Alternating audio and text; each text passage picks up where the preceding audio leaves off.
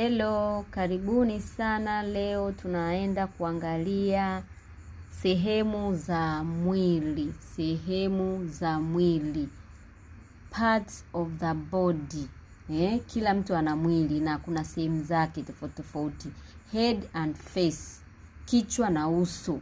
Sehemu zilizopo katika kichwa na uso. Twende tukaangalia katika Kiingereza na Kiswahili. Head, kichwa. Hair, nywele. Forehead, paji la uso. Face, uso. Eyebrow, nyusi au jicho la juu. Eyelash, kope. Eye, jicho. Ear, sikio. Nose, pua.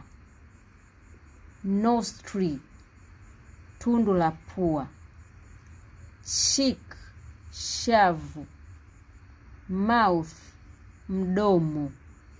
Lip, mdomo au midomo. Tooth, jino.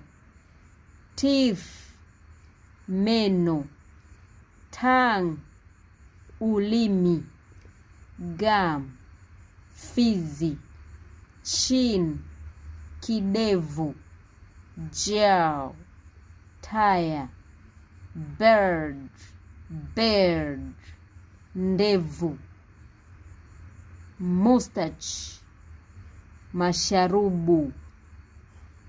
Tafadhali subscribe on my YouTube channel na unifollow katika page yangu ya TikTok. Karibuni sana na wapenda wote. Mwenye swali anahitaji kufundishwa private, achukue namba yake anitafute. Thank you so much.